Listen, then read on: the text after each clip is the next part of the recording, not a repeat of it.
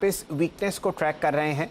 100 अंक वापस देना निफ्टी के लिए कोई भी चिंता का विषय नहीं, लेकिन जिस हिसाब से सेलिंग हम लोग मेटल क्षेत्र में ट्रैक कर रहे हैं वो ज़रा थोड़ी दिल को दुखा रही है। टाटा स्टील अब 1300 के नीचे। मेटल्स के लिए रणनीति और व्यू बाजार का। अच्छा जी, गुड आफ्टरनून। नहीं, आपने बिल्कुल सही कहा। मेटल्स में चिंता सबसे ज्यादा होने का मुनासिब कारण ये है कि जो ये सारी रैली हमने मेटल्स में 18 महीने की देखी, उसका जो जन्म हुआ था वो चाइना के मार्केट को लेके हुआ था। चाइना ने प्रोडक्शन कट्स अनाउंस किए, चाइना ने डिमांड अपनी बढ़ाते हुए वो दिखाया इंडिकेशन। अब वो सब चीजें पलटती हुई दिख रही हैं और जो चाइना में एक क्राइसिस का एहसास थोड़ा हल्का फुल्का बन रहा है एवरग्रांड को लेके कि एक डोमिनो इफेक्ट आ सकता है, चाइनीज कंपनीज पे, काफी बैंकों पे आंच आ सकती है, और उसके बारे में किसी को कोई आइडिया नहीं है क्योंकि चाइना से डेटा या इंफॉर्मेशन फ्लो जो है वो बहुत ट्रांसपेरेंटली आता नहीं है। तो उस लिहाज से जो ग्लोबल मार्केट्स हैं कमोडिटी के, उसमें खास करके मेटल साइड में, फेरस साइड में, वहां पे चिंता ज्यादा बनती हुई दिख रही है। बट याद रखिएगा, आयरन ओर के भाव जो पहली बार इतनी तीव्र गिरावट के साथ आए दिख रहे हैं, जो 22% का कट आया है पिछले कुछ 1-1.5 महीने में, ये स्टील प्रोडक्शन के लिए उल्टा बेनिफिशियल रहेगा। तो मार्जिन्स पे कोई आंच नहीं आएगी। होगा ये कि आपकी कोकिंग कोल की कॉस्ट बढ़ने से थोड़ा सा एक प्रेशर है, लेकिन आयरन ओर की कॉस्ट घटने से मार्जिन आपके थोड़े से बैलेंस रह सकते हैं या मेंटेन रह सकते हैं। तो जब नंबर्स आएंगे तब एहसास होगा कि इतनी बुराई, इसमें कोई खराबी इतनी नहीं थी जितनी मार्केट आज देख रहा है। पैनिक है, तो पैनिक में आदमी रैशनल थिंकिंग से ज्यादा एक नी जर्क रिएक्शन महसूस करता है, और वही हो रहा है। तो जिनको टाटा स्टील अभी भी पसंद है या मेटल्स में रैली को खेलने की इच्छा है या नहीं कर पाए पहले पार्टिसिपेट, उनको गिरावट में ये सब चीजें लेने का मौका मिल जाएगा, क्योंकि ये ट्रेंड बहुत जल्दी चेंज होते नहीं है। ये स्पीड ब्रेकर्स आते रहेंगे, और मैं समझता हूँ ब्रॉडर मार्केट्स की भी यही स्टोरी है। अगर आप देखें तो जो एक्साइटमेंट हमने पिछले हफ्ते देखी थी, पिछले 3-4 ट्रेडिंग सेशन में, आप वेडनेसडे, थर्सडे, फ्राइडे लीजिए, अगर फ्राइडे को जो थोड़ा सा एक शेकआउट आया वो जायज है, क्योंकि ऊंचाइयों पे इस टाइप की चीजें होती हैं, प्रॉफिट बुकिंग का एक माहौल भी बनता है। लेकिन जो एफआई फ्लो आ रहे हैं शैल जी, सबसे इंपॉर्टेंट नजर मैं उस पर रख रहा हूं कि चाइना के मार्केट की दुविधाओं को लेके हिंदुस्तान का मार्केट इंप्रूव होते हुए दिख रहा है। और हिंदुस्तान के मार्केट में सरकार ने जो चीजों में पहल की है, चाहे वो बैड बैंक रिसेंटली हुई या नेशनल मॉनेटाइजेशन प्लान को लेके हुआ या पीएसयू डाइवेस्टमेंट की जो पहल हो रही है, उस सबसे आपको एक बहुत बड़ा प्लेटफॉर्म बनेगा ग्रोथ का, खास करके एक्सपोर्ट ओरिएंटेशन का और इंडस्ट्रीज का, और उसको कोई भी इग्नोर कर नहीं पाएगा, चाहे वो एफआई हो या डोमेस्टिक इंस्टीट्यूशन हो। तो कहीं ना कहीं पैसा आएगा, बट थोड़ा स्टॉक स्पेसिफिक रहेगा मार्केट, और ये शेकआउट हेल्दी है मेरे हिसाब से। वैल्यूएशन थोड़े से जहां स्ट्रेच थे, जहां पे बहुत ज्यादा एक एक्सूबरेंस आ गई थी, वहां पे थोड़ा सा एक रैशनलाइजेशन आता है, तो वो झाग थोड़ी सी हल्की फुल्की जो है वो थमेगी, और नॉर्मल सतह पे आने के बाद आपको वापस इसमें इंटरेस्ट दिखना शुरू हो जाएगा। सो लॉन्ग टर्म इन्वेस्टर्स के लिए बिल्कुल सही मार्केट है, कोई चिंता की बात नहीं है। और पीएसयूज पे ध्यान रखिए, बैंकिंग पे ध्यान रखिए। ये 2 सेक्टर ऐसे हैं जहां पे आपको बहुत अच्छा एक पुल बैक सा है या कम बैक सा है, वो मिल सकता है।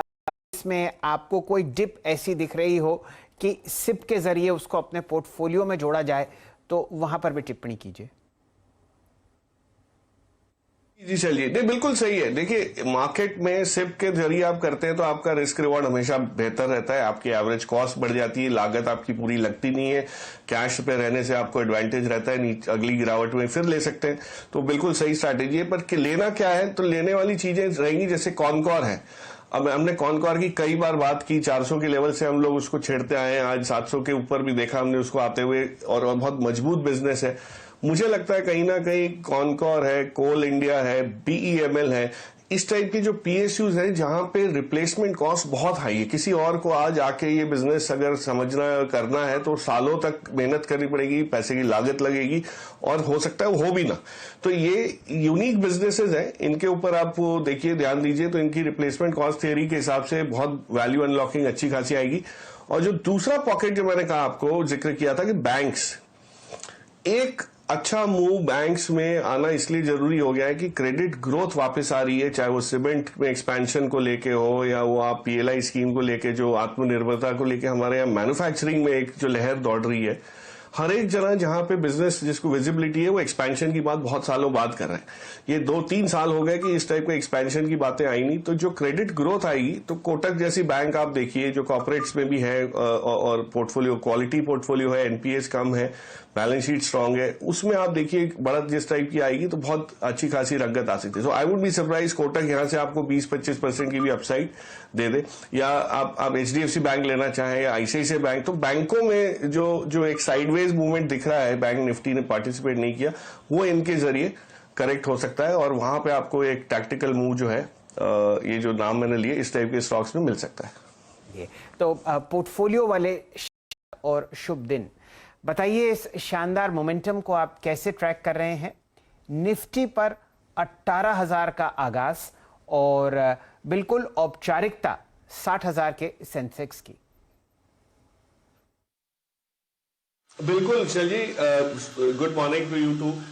देखिए मार्केट जिस पड़ाव पे है ये हमने आज तक सोचा नहीं था कि इतनी जल्दी हम लोग को सबको देखने मिलेगा और इसके पीछे बहुत सारे कारण हैं। हम लोग लिक्विडिटी को बताते रहते हैं कि लिक्विडिटी की वजह से ये हुआ है, बट एक चीज याद रखिए कि जो हमारे यहाँ की अर्थव्यवस्था में जो रिकवरी दिख रही है और उसमें भी खास करके जो लार्ज कैप ऑर्गेनाइज सेक्टर में प्ले है वो बहुत ही बढ़िया रहा है। आप रिजल्ट्स के तौर से देख लीजिए, आप ग्रोथ के उससे देख लीजिए, आप जो नॉर्मलाइजेशन की रफ्तार जो दिख रही है, चाहे वो एयरलाइंस में हो, होटल्स में हो, वो काफी कुछ वो है। बट अनफॉर्चुनेटली आज जब स्टॉक पिकिंग करने जाते हैं तो काफी चीजें इसके अंदर प्राइस इन है और जिस हिसाब से क्रूड $80 के ऊपर वापस जाने की पहल कर रहा है या एक आशंका लग रही है, उससे थोड़ा सा एक cost of production, cost of manufacture का जो एंगल है वो थोड़ा सा बढ़ सकता है। तो कई इंडस्ट्रियल यूनिट्स पे, इंडस्ट्रियल सेक्टर्स पे थोड़ा दबाव जरूर रहेगा। पर मुझे लगता है अभी भी आपके पास opportunity mid cap small cap में है, खास करके जो नए क्षेत्र, नए आईपीओज आए हैं उसके बाद जो खुला है मैदान, उसमें से अगर आप कोई चुनना चाहें। और आपने एक हॉस्पिटल क्षेत्र की बात की, हॉस्पिटल क्षेत्र में जिस टाइप की री रेटिंग हुई है, जो ऑर्गेनाइज हुआ है और इंश्योरेंस का जिस टाइप से बोलबाला है, मैं अभी भी उसमें पॉजिटिव हूँ। डायग्नोस्टिक्स की कंपनीज थोड़ी महंगी हो गई, पसंद वो भी आती है लेकिन थोड़ी महंगी है। बट हॉस्पिटल क्षेत्र में से एक Krishna institute of medical sciences करके एक आया था आईपीओ, अगर आप देखें कुछ समय पहले, बहुत बढ़िया हुआ। रिस्पॉन्स बहुत ज्यादा आईपीओ के समय इतना नहीं था, बट पोस्ट आईपीओ उसका परफॉर्मेंस देखिए, रिजल्ट्स देखिए, तो उससे लग रहा है कि इस टाइप के बिजनेसेस में आप दाव लगाएंगे तो अगले 2-3 साल में आपको इनका सबका अच्छा खासा रिटर्न बनना शुरू हो जाएगा। तो फोकस कीजिए। लार्ज कैप में ऑफकोर्स अपॉर्चुनिटीज बहुत रहती है, बट वो थोड़ी टैक्टिकल है। वहां पे इतने ज्यादा बड़े हुए कि थोड़ा सा डर लगता है कि लॉन्ग टर्म बेसिस पे इनमें से क्या चीज चल जाएगी, हो सकता है नीचे भी आए। और स्मॉल कैप्स के अंदर जहां वैल्यू है थोड़ी कम है, लेकिन स्टॉक स्पेसिफिकली अभी भी आपके पास विकल्प मिल जाएंगे।